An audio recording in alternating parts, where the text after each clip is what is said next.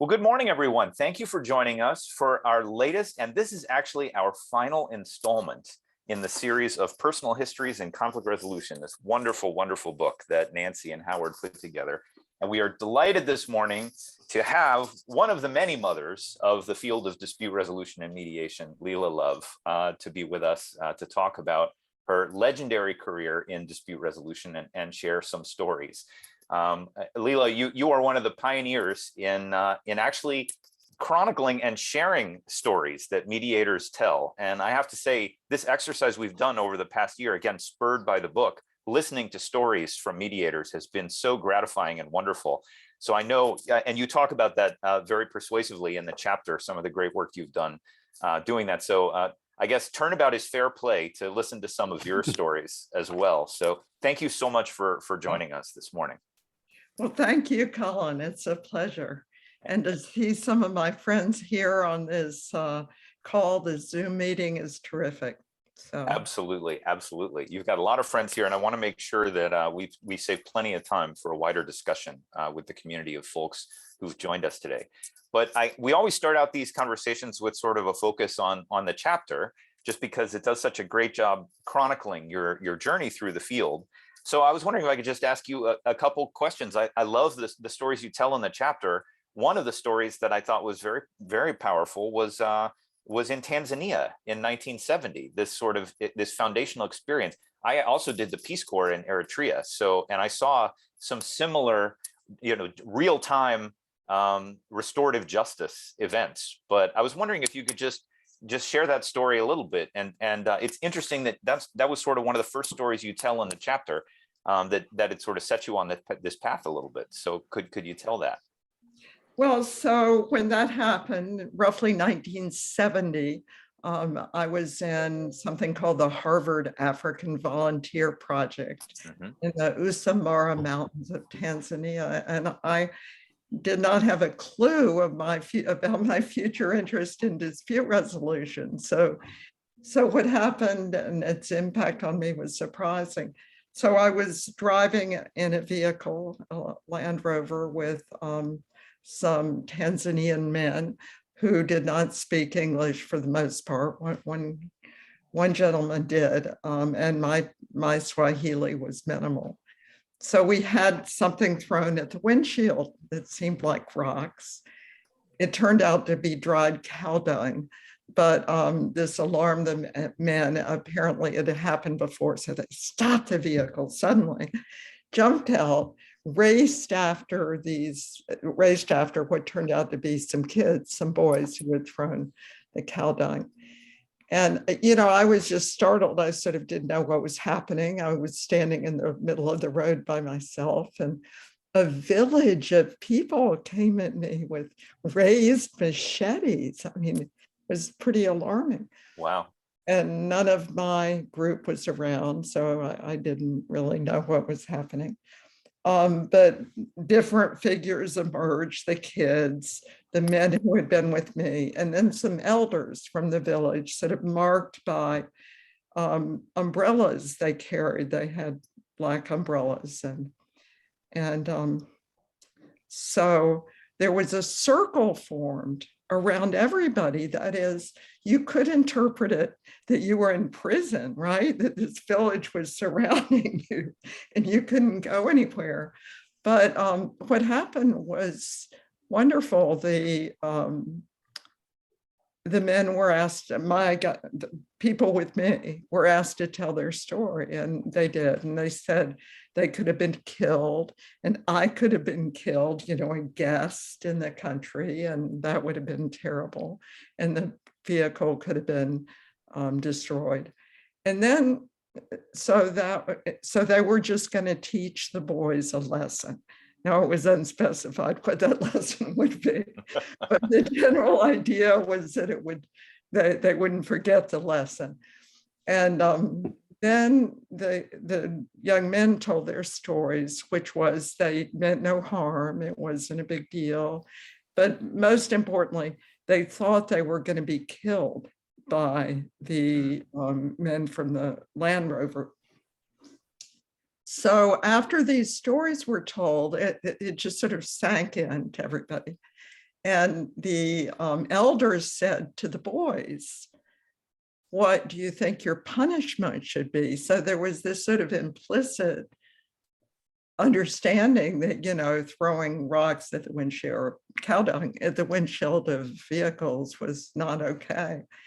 And the kids said, well, we each will get beaten with a stick in the middle of the group, in front of the group, and they specified the number of times, which I frankly don't remember. I think it was. I think you said it was 3 in the chapter. Okay, yep. Well, you must be right, Colin. So they took these blows in the middle of the group, and then they shook hands with everybody, and everybody shook hands with everybody. And everybody went away sort of with the thing done, resolved, peaceful, but the handshaking was quite remarkable. Sure. So this was long before I had interest in mediation or restorative justice. Sure, sure. Our field. And I think that I recalled it many times, I guess, and I told classes about it. It was influential on me. So that was the first push in the direction of collaborative dispute resolution or talking it out. Or I love it. I love it. And you said, I'd never witnessed such a satisfactory justice event. Everyone told their story and retained their dignity. The community seemed healed, and I never forgot it. Knowing what is possible in heated conflict with proper intervention sets the high bar in terms of goals. This event primed me to want to get similar healing results. Yeah. I just think that's such a powerful story. And I think also when we talk about the roots of the work that we do in the field, oftentimes our memory only goes back, you know, to the community mediation movements of the 70s and Frank Sander. And, you know, if you talk with the labor people, you know, they'll go back further. They can talk about, you know, FMCS and some of that work. But I think there are deeper roots in all of this. I think, you know, you can read anthropological texts about conflict resolution from a century earlier, and they're talking about similar things. So I just thought it was really great that you started with that particular anecdote. Yeah. And the other thing, again, when in reading, please, was there a comment? Okay, we'll come back to that. But I wanted to go back to the training that you received at the Brooklyn Mediation Center from Josh Stolberg and Margaret Shaw, 2 masters of their trade in 1983. What an interesting room that must have been to have been in. Like, walk us through sort of what led you from Tanzania in 1970 to that room with Margaret and Josh.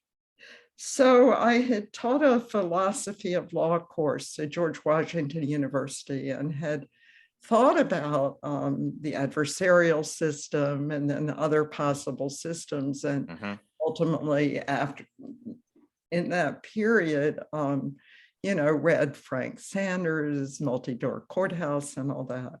And my husband and I moved from GW and DC up to New York. And as part of that move, I determined to find out more about mediation and arbitration and what was happening in the US. And that's what that intention led me to actually sign up as an arbitrator in the full and small claims court in New York and get this training at the Brooklyn Mediation Center. And I must say, I was mesmerized. I was really mesmerized. Wow. Intellectually, every bit of that training just was terrific. I mean, the ideas, and of course, there was a lot of practical information about how you start something, what you say, and then sure. You know, I certainly didn't feel very good at it in that training, but I just thought it was wonderful, wonderful. And felt so like, I guess what was, maybe I'm jumping ahead, Colin, of where you No, please. What was so impressive was I thought, wow, this is intellectually, this is great, but does it work? And I was associated with the Brooklyn Mediation Center, one of the highest volume community mediation centers in the country. It might be the or had been then the highest volume. Mm, We were doing every sort of neighborhood case, landlord tenant, family, right. that sort of thing, small claims type cases. You said Uh, cooking odors and parent and kid disputes and even love triangles. Like, yeah, wow, okay. usually with those, you had the two women and a missing guy. And the guy who was missing had told everybody different stories entirely. Right. It was very challenging. And ultimately, those tended to work out that the women got understandings with each other in terms of how to handle the Yeah. bad guy as it was. But anyway, the big question was, does this work in practice? Mhm. And what was so inspiring to me is that it works so well. You know, I mean, people talk to each other. They started out shouting and venting and all those things, but ultimately work things out. I mean, the agreement rate was in this between 78 and 80%, but even regardless of agreement, as we all know, it was, people came away understanding things better. So I was more excited about what happened in practice than I had been about the theory of it all. Right. Well, it's one thing to get an idea in a class, but then you say, okay, let's actually go out and sit at a table with two people who don't know anything about mediation theory and who are angry with each other about X, Y, or Z thing. And then it actually works and they work it out. Yeah, I remember the first time I had that feeling too. It's like, wow, this is like cold fusion a little bit. Yeah, that's right. Yeah.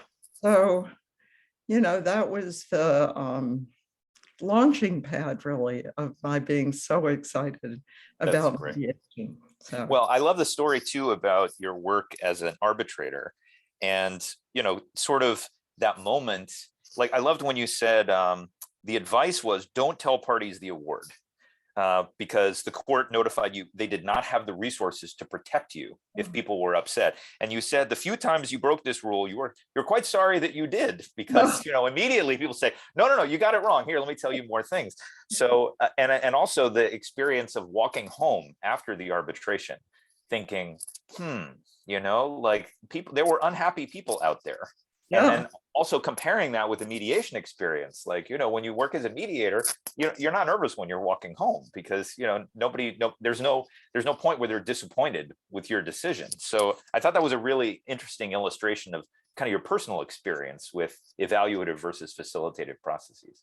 the other idea that was so prominent to me in those arbitrations was we would be in the small claims court arbitrations where you did multiple ones, one after another. Right. The clerks were wanting to get home and had to get the paperwork done. Oh, yeah. So they were standing over your shoulder asking for your decision, which was just a little, one sentence on a piece Slip of of paper. paper. Yeah, right. Yeah. But it was so hard. And I mean, many people love arbitration, and I kind of think I love it because it's so very, very, very simple. In one way, you make Sure. a decision for people. But I always felt, I don't know, somebody's telling the truth here, and I'm going to guess. I know. Using everything I know about it, but I don't know. And I didn't like that uncertainty, I guess, was Well, it's interesting too, because I draw a connection from the beginning part of your chapter, talking about sort of the arbitration and mediation experience to your reaction to Len Riskin's grid and the work you did with Kim, talking about, what are some of the risks of being an evaluative mediator and thinking, and I have that same reaction too. Oh, goodness. Sorry. I turned my ringer on just in case you needed to reach me. So I need to turn that off in a minute. But one of the things that I myself, I was trained in a facilitative model by the Quakers, in the late 80s. That was when I first got exposed to mediation. And when I see evaluative mediation, to me, it feels a little bit like an oxymoron. That's not sort of what I think mediation is. Now, don't say that, Colin, you'll get in trouble. I know. Well, you said this was a hill you felt it was worthy to die on. So, but I think it goes back to, again, this early experience you had playing the arbitrator role and then playing the mediator role in similar kinds of cases and sort of seeing what that felt like to walk away from the table after playing those roles. Right. Yeah. Well, I don't know what's strongest in thinking about that issue. One of the things that was most impressive to me in arbitration was how parties were always trying to sway you. So, that was the name of the game. Right. And, in the mediation context, that's not the action, and so in my view, if you gave people the feel that what you were going to do is come up with an evaluation of any kind, it just shifted the whole experience to them wanting to persuade you, Absolutely. and you lose so much that Yeah. way. Well, talk to me about the creation of the clinic. I mean, the legendary clinic, I guess it was 85, you proposed to Cardozo's Dean Monroe Price that you'd create a mediation clinic. So what was that like? And, it obviously got traction very quickly and became the most popular clinic in the school, but talk about that period. And by the way, it was pitted against the famous Innocence Project. Oh, yeah. Barry Scheck. Right. And it was also very popular. Well, I had started a small business clinic at George Washington National Law Center as part of my work there. It was the first of its kind. And so it had been successful. So when I was proposing a clinical program, because I had a track record with a successful program, it was, okay, good idea, And I said, we'll be the first. There's no other such thing in the world. Come on. Wow. And Monroe Price said, yeah, as long as it does. I don't know if he said it doesn't cost anything, but the basic point was, yeah, you can do it if you figure out how to do it without it costing much. And so I, at the time, actually, I know I'm being recorded, but it made me mad because I said, you won't help me. This will be and what I didn't appreciate, Monroe Price was sort of a visionary guy. His green light was worth $1 million, Oh, wow. Yeah. Yeah, so more than the money. Yeah, much more than the money. So they were very supportive in the end. That's great. That's great. So let me just ask about some of the stories that you tell in the chapter, which are so evocative. And if anybody on the call hasn't read them, I do encourage you to go read them. But talk to me about the Salvadoran dispute on Long Island with your Owen Fiss moment. I think that was 1992 in Glen, Cove, Long Island. Tell that story a little bit.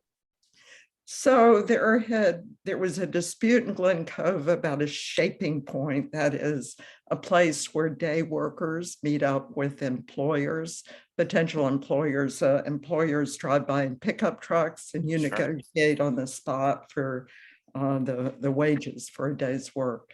And then if you get a deal, the men will jump in the pickup truck.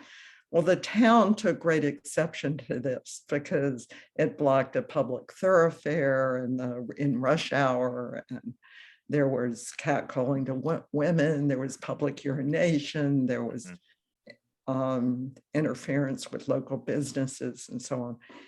And for the Salvadoran men at the shaping point, this was their livelihood. This is how they supported not only themselves in and around Glen Cove, but sent money home to their families. So it was a lifeline.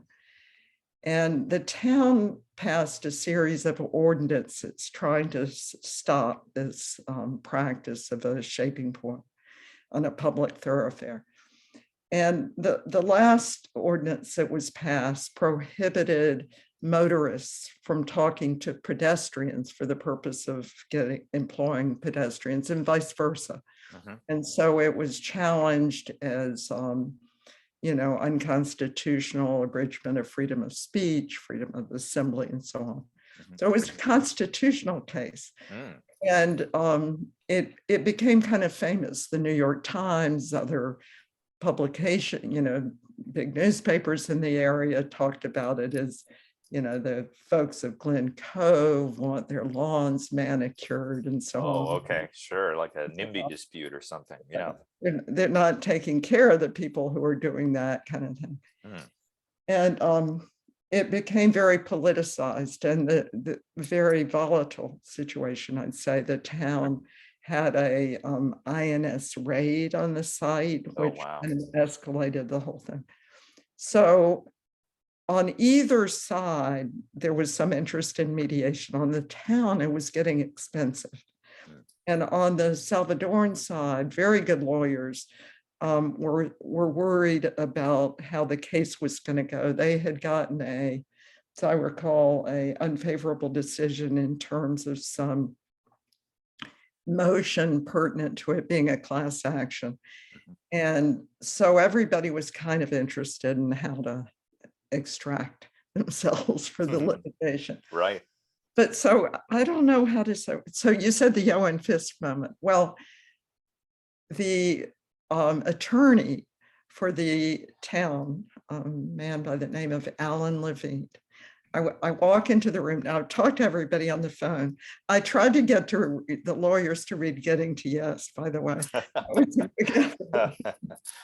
But anyway, Alan Levine walks into the room. I know who he is, but I hadn't met him at that point. Shakes my hand. Can you imagine this? To start, he says, "Have you read Owen Fisk?" So I said, "Yes, have you?"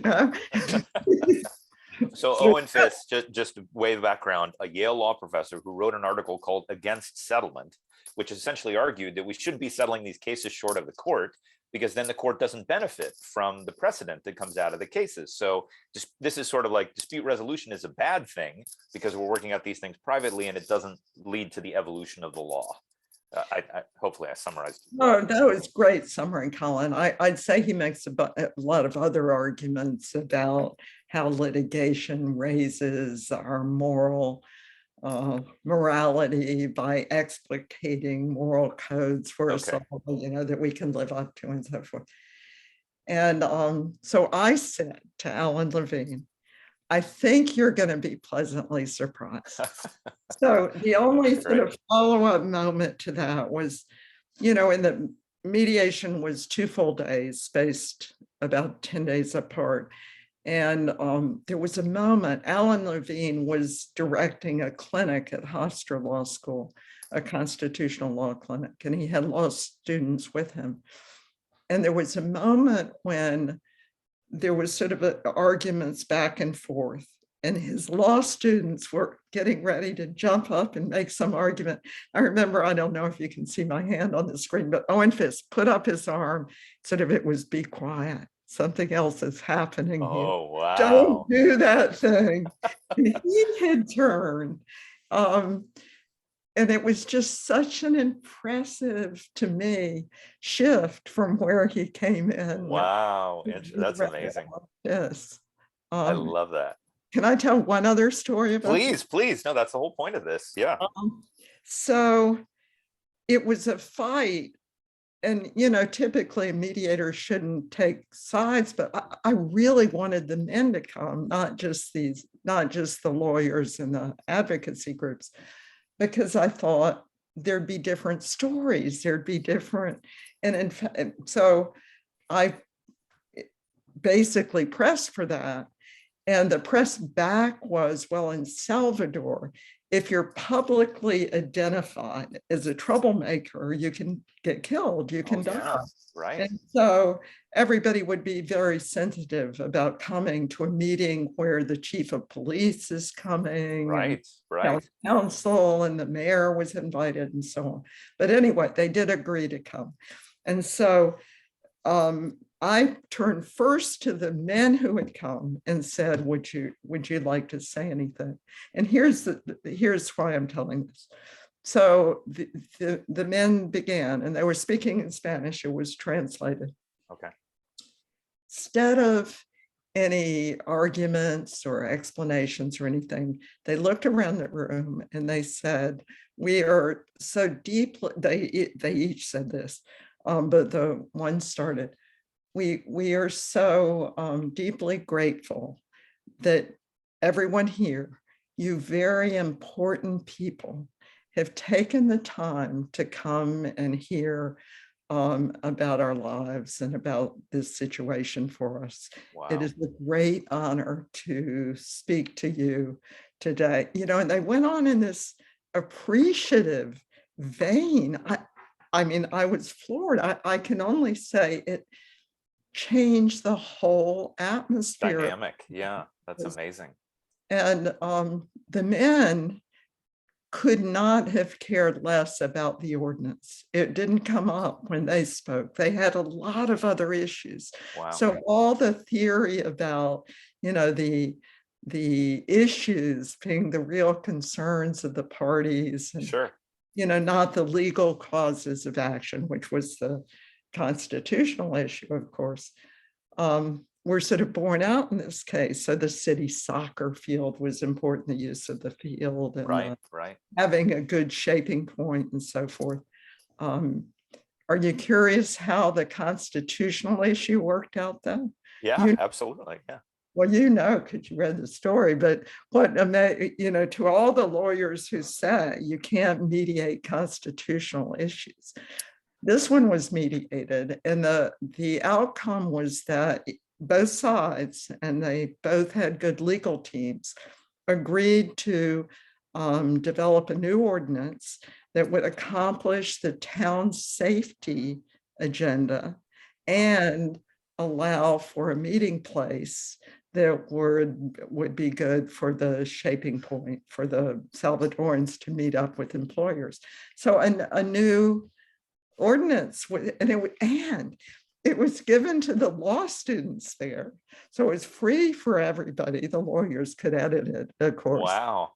So it was this really great win-win deal. So I love that. I love that. It's also, it's an instructive lesson on different frames for how these conversations take place. I think so often when we put a legal frame around a dispute, like, we don't take the time that these Salvadoran men said to say thank you for coming and listening to us, and you important people. I mean, that never happens in a legal, like, that would be a strange thing to do at the beginning of a legal dispute. But to think about it from a constitutional frame is different than what do we really need to do to make sure that everybody has dignity and we find a working solution. It's like, maybe we can't resolve the constitutional rights issues, but we can think about what people need in the situation. It's a great story. It really is. And there's so many other good stories that I want to ask about, but can you just tell me a little bit about the Louisiana work that you did with Josh?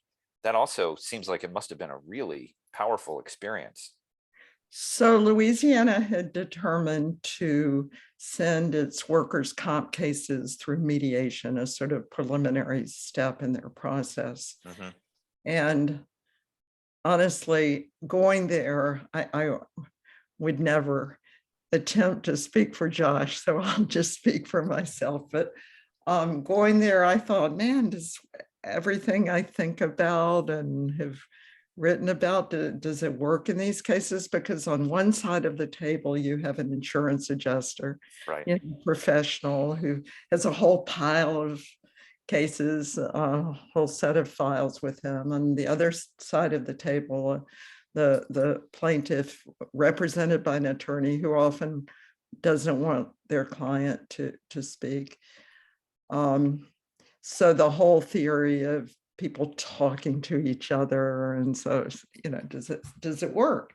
So just to give away the answer was I thought it did work. All my theory about I learned about mediation and practice about mediation. When we came in, the way they had initially set up mediations was the mediator was sitting in these courtrooms and on a raised dais, like a judge, and each side presented to the mediator. So we quickly, had people rearrange the room, and it just was so powerful getting people to really talk to one another. Sure. Or if you want me to launch into those stories, but every well, no, you talk about the worker seeking considerable compensation told the story about her back injury, And she said, let me describe my evenings. I have to lie on the floor of my kitchen while my daughter-in-law, who I hate, cooks dinner in my kitchen. Everything is wrong for me. The smells, her using my pots and pans, the food she cooks, but I'm immobilized and helpless in my own kitchen due to my back. And it was that story that sort of turned the Yeah. perspective, because it just made it so human. It made it so real, as opposed to just details in some claim form. Well, and I think that claim adjuster, as I recall, had started off saying, oh, these back injuries, everybody claims they're permanently damaged. Right, right. And, we'll slap down some number. And then this woman tells this vivid story that was just Wow. so close to her heart. And, he went to her side. That's all I can say. Wow. It became a sort of shared problem. It was just very powerful. That's all. Amazing. Amazing. Yeah, and I think you said that you and Josh emphasized in the training, quote, allowing parties to speak, setting up the space with everyone on the same level around the conference table, instead of the traditional hearing room where the neutral was elevated and apart, and using familiar techniques to generate movement, like reality testing, thoughtful agenda setting, exploration of the BATNA. And you came away impressed that what worked in small cases also worked in quote unquote big cases, and also cases dominated by professionals. Like, Yeah. so it not only was that first training with Margaret and Josh, you're like, is this going to work? But then you tried it in the small, and you tried it in the big, and you tried it in the professional, and you tried it in the party, and it worked in all of these contexts. Yeah, so exciting. That's amazing. That's amazing. Well, I want to open it up for everybody else to talk. There was one other thing that you talked about, and this was coming out of the Long Island cases. You talked about providing a neutral and comfortable setting with arrangements for food and adequate breakout space, a thoughtful speaking order, an invitation to discuss all issues of concern, respectful listening, time for reflection and creative problem solving in uncovering and highlighting the underlying interests, in trying to build an adequate information base before jumping to option creation. Like, is that a good framework for, the process work that we all need to do as mediators? I mean, does that describe what you did in each of these different fora? I think so, Colin. I mean, I'm not looking at the list. I know, I'm sorry, I just reeled it all out there, but it does feel to me like that's the heart of what we do. And then you talk about how George Mitchell did a similar thing in Northern Ireland, and he achieved success as well. I mean, if that's a distillation of the work that we do, it seems like a very effective one. Yeah, no, I think that's right. I mean, at some point, I mean, what Mitchell did, he declared a deadline at some point, because it just went on and on and on and on too long, which is something you do. I mean, going back to an earlier question, I think if you at the end of the day give the answer to the dispute, any sophisticated person is going to be speaking to that the whole time. Right. But declaring a deadline is a different sort of move. Sure. Well, again, I do want to open it up. So if anyone has any comments they want to make, please don't hesitate to unmute yourself or raise your hand. I want to make this as interactive as possible. But again, I do want to come back to that evaluative piece, because I feel, again, this has surfaced in earnest, I think, lately in the field, where we have very thoughtful people that have been doing this work for a long time, and they're sort of embracing a more evaluative orientation for mediators. And, it's not that I feel like I used to know what mediation is very clearly. And now I've been doing this for 30 years. And now I'm a little bit unclear about, we've got transformative frames, we have facilitative frames, we have evaluative frames. I sort of feel like as arbitration becomes the new litigation, it's sort of delegitimized. And now some of those cases are coming into mediation because it has less procedural baggage. You don't have to do the conflict checks. I mean, nominally, the parties are in charge of the outcome. But it just seems to me like arbitration by a different name, sort of these evaluative mediation processes. And that sort of worries me, that are we losing, again, your description of this process, this work that we do, is it being diluted by expanding the definition of mediation so much? Well, you probably know that I think it's a mistake not to have a clear vision of what mediation can be, because it's so powerful. There's a story about Stokely Carmichael being on the March Against Fear, and Martin Luther King and others. And, the King's philosophy was Gandhian, Right, nonviolence. Yeah. And, they were becoming the butt of some very vicious activities of Mississippi patrolmen and the like.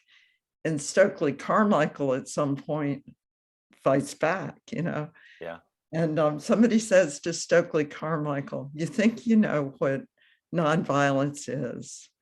But when you confront a Mississippi patrolman, you get confused. And I like that. And Stokely, the beauty of it is that Carmichael got clarity from confronting the Mississippi patrolman. He gained an appreciation of what he thought the best thing to do in that circumstance was. And so he started a whole new movement, as it were. But I guess the point of my saying that is, nonviolence is very powerful. What Gandhi did, or Martin Luther King, or any of these people, very, very powerful. And what Carmichael did was powerful. But if you just make a mishmash, a muddle of everything, right, it's not, you can't define the moves that the intervener, if there is one, should make. You can't really hope for certain types of outcomes if you're not using the skills that might get you to those outcomes. So I'm not against arbitration or against neutral evaluation. I just think each of the things should be used well and used judiciously. And those of us who are teachers or trainers should know what the target is. Absolutely. So, and I also, just one other point, I think that the strong move to evaluation and distributive bargaining, helping distributive bargaining rather than this collaboration problem solving, is to some extent looking at various surveys. One of them, one I did with colleagues at the IAM, if you're familiar with that. Yeah. It's driven by the market to some degree. Lawyers don't still really appreciate the possibilities of mediation, and want mediators who'll do caucus only and evaluation. And I think, well, fine, it's you can get agreements, you can get settlements, but it's just a different thing. And I don't know of anyone teaching that. That's quite curious to me, but maybe I just don't know enough. Maybe that is being taught somewhere, but most of the mediators in the International Academy of Mediators, IAM, say they were trained with joint session and collaborative models, but the market wants this other thing. So, well, it's fascinating. Let me open it up to everybody on the call. Do you have any comments, questions, reactions, firsthand experiences sort of with the evolution of the definition of mediation? I certainly have more questions I can ask you, but I don't want to use up all of our time.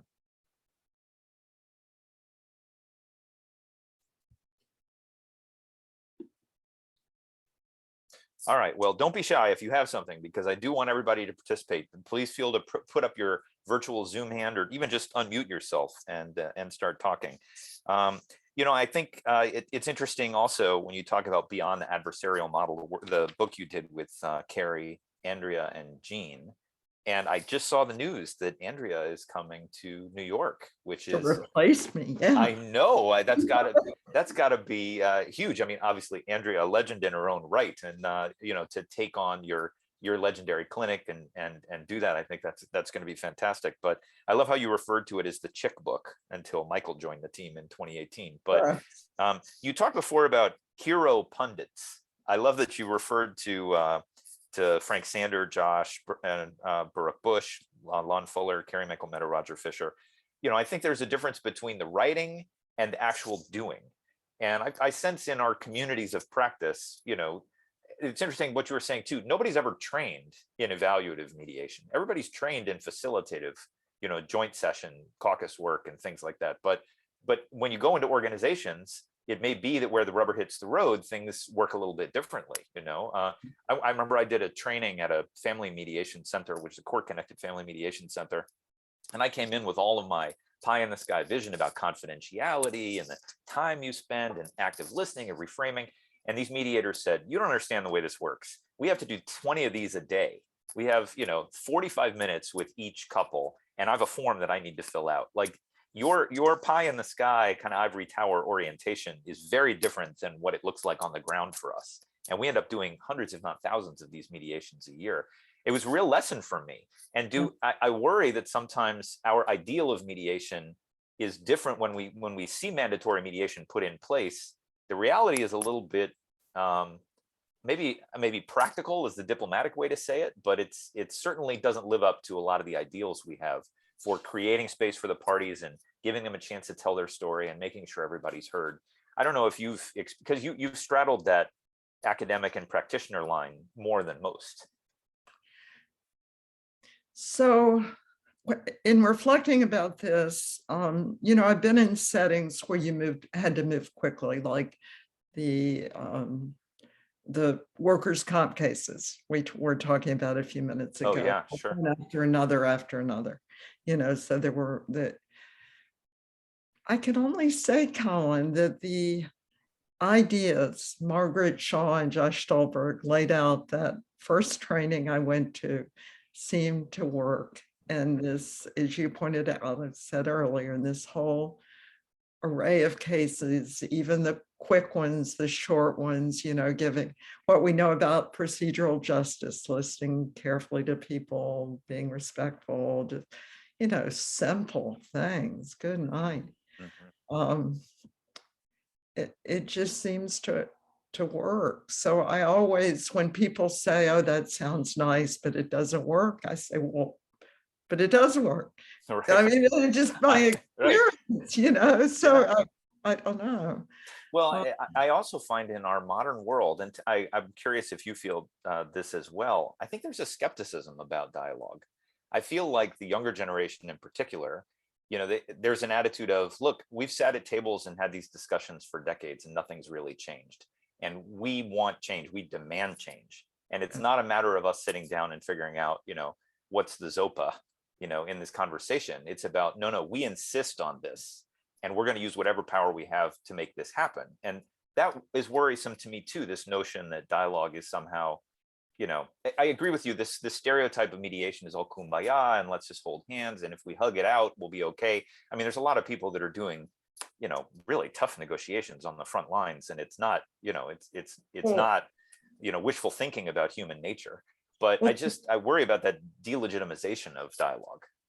Well, there's really nothing kumbaya about mediation. It's very hard. People are yelling at each other. It's right. Not holding hands.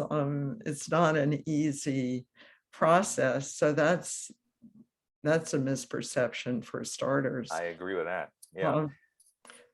So we're doing a symposium at SIG Cardozo, my law school, in the spring on the death of dialogue. So looking. Okay, good. We all need to join that. We're looking at journalism, the sort of political sphere, the community sphere, police, civilian, all that. The impact of Zoom, for example, where people right. are physically separated from each other, and mediation, the rise of caucus only and so on. So actually the symposium is called The Death and Resurrection. Okay, good. A little more hopeful note than just the death. Yeah. Yeah. So yeah, I agree with you that it's a problem. Well, Colm, I see your hands up. What did you want Thanks. to say? Yeah, I think this is very interesting because in Canada, as in the US, most of the training is facilitative. And that's the kind of training I do. But, when you have a rights-based or interest-based within rights-based, you have a problem. And in Ontario in particular, most council, want an evaluative model. not necessarily you're going to win, you're going to lose, but strengths and weaknesses type approach. And I mean, that's really what's needed. I think there's a huge difference between a relationship-based dispute and a transactional dispute, and the model you might use. And I guess the really interesting about mediation is how many different approaches there are. And I just think that, I mean, that was a great part that you read out, Colin, and it's really, after having read Lela's work before, it's great to actually listen to her. But, you know, we have a mandatory mediation system only in 3 places in Ontario. So it says, you know, rights-based is what the court system is about. And even though they throw in the word interests, you really have a hard time getting someone to do that. Even going beyond an opening. Many counsel don't want to even do an opening. They don't want their clients to talk. They don't want to do an opening. And essentially, it's more like early neutral evaluation than what I thought mediation was about. And paradoxically, the best mediations I do is because I do a lot of med-arb. And I find the mediations in med-arb are of a much higher quality because everyone's prepared. So more a comment than anything else. But you know, there is a gap in training in an evaluative model. And I think it's something we have to come to grips with, whether we like it or not. Thanks. Shall I comment? Yeah, Colin? please comment. So I think that's a trend in many places. You know, to sort of shift the whole mediation paradigm more towards an adversarial model, more towards an adjudicative, I'd say, model. It's not worldwide, though. I'm told in the EU, for example, the traditional idea of mediation as a dialogue process, conversational process with parties and supportive attorneys in appropriate cases, or when the parties want them, and problem solving and so on, is still the norm. And they look down on North American changes going in this other direction. But I don't look down on it. It's just like different things. And I sort of think it's too bad not to at least have a clear niche or space or whatever for what we think of as what shall we say, classical facilitative mediation, because the results are so different. Let's look at the Glen Cove case I described. You know, that whole community was different after that case compared to communities where cases like that were litigated or subject to evaluative processes. So as a world divided now, and where dialogue is dying. Actually, my colleagues at the International Academy of Mediators said we couldn't call the work we were doing the death of dialogue. We had to call it the decline of dialogue. Death was too strong. So the decline of dialogue, whatever. Yeah. Well, I will say, I mean, Colin's taught me quite a bit about the richness in med-arb. And I think actually, if you go back and look at what Frank was talking about in the multi-door approach, it really embraces that notion of, you know, fitting the form to the fuss and letting 1,000 flowers bloom. I think it's okay. I mean, my father-in-law is a litigator in New York. He was always very dismissive about mediation, you know, like get a real job. But then he got trained as a mediator, you know, did a very short training with some group in New York. And he said, now I'm a mediator. So, you know, and he said to me, you know, not too long ago, I mediated a case. You know, oh, how did it go? Well, 2 lawyers came in, no parties. He said, what's your case? What's your case? And he said, your case is weak. You're not going to get that. You know, a fair resolution would be this. And 2 lawyers looked at each other and said, well, that sounds pretty good. How about that? And they're like, okay. Now, to me, that's a settlement conference.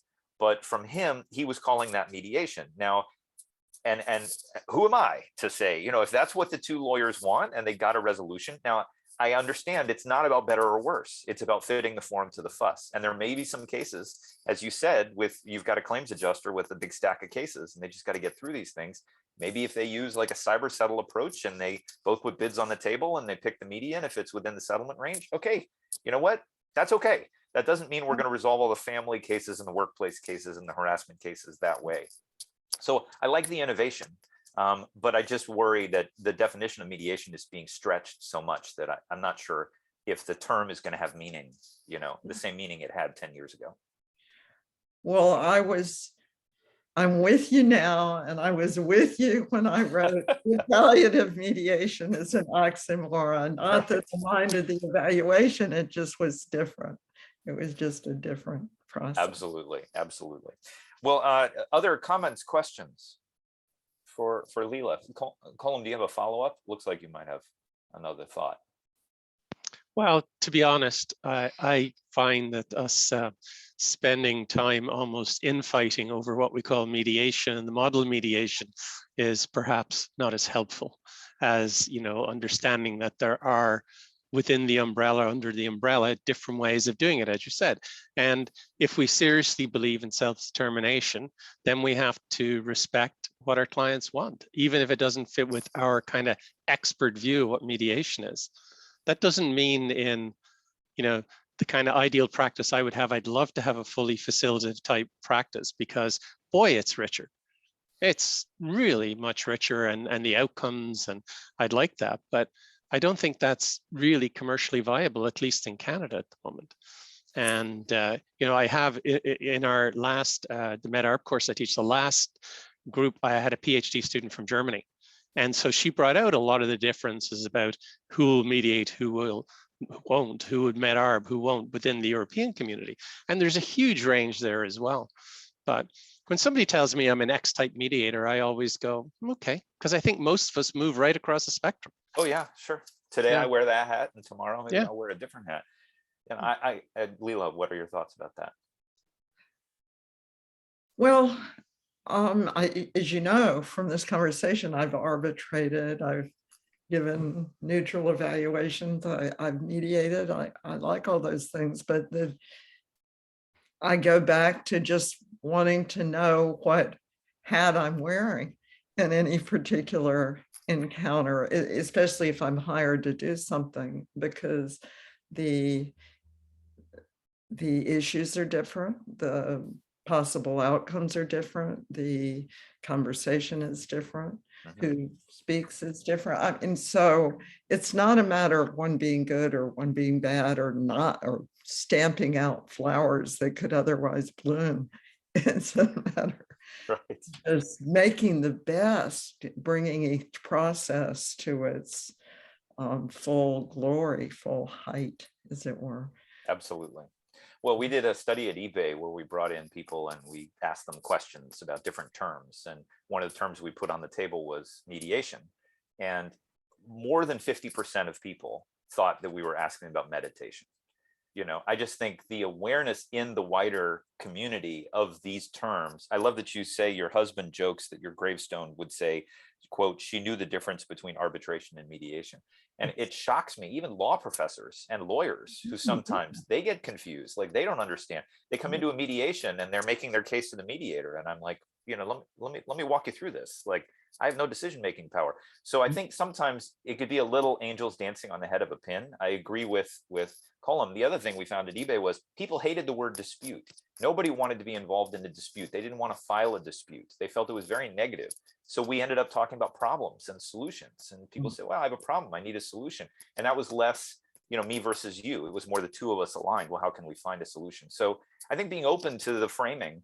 If you go back to the people involved in that interaction in Tanzania in 1970, I'm sure none of them had any idea what mediation was, but that's kind of what they were doing. And I think negotiation, mediation, evaluative processes, it's what humans do naturally all the time. So maybe we need to get less wedded to our terminology. Maybe that's Colm's point. And I make just one point. People like evaluative processes until the evaluation is an answer they do not want. That's right. You need protection at that point. I mean, not always, but it's just, the romanticism about evaluation is that people think they're right, Oh yeah. Well, there's something about human nature. We think, well, of course I'm going to win. So let's go to court, let's go to court. I'm definitely going to win. I mean, obviously I'm right and you're 100% wrong. And then you get the shock at the end. And that's why you don't give the award right then. We'll mail it to you in 3 weeks because, you don't want to deal with that shock right there. Well, I know we're getting to the end of our time here.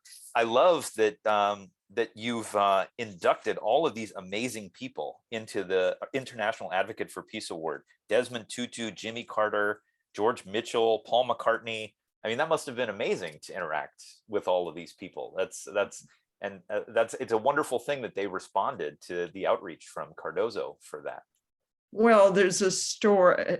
Those people you just named, there's a story behind each one accepting the award, because obviously that group don't need new awards. And from Cardozo Law School, one of the tricks is you get a few remarkable people and then others want to join that group.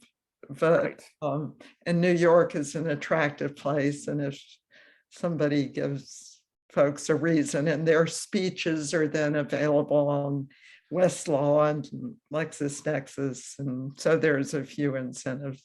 But yeah, what so lucky, such amazing a lucky thing. Yeah. Well, and I love you talk about having the moment at the Peace Palace, thinking, okay, this is it. This is the peak. I can stop here. I can stop here. That's yeah, I really thought that. Well, one thing I would say, Lela, is, you know, if we had a Hall of Fame, if we had a Rock and Roll Hall of Fame for mediators, I think you'd be one of the first inductees. I mean, we would love.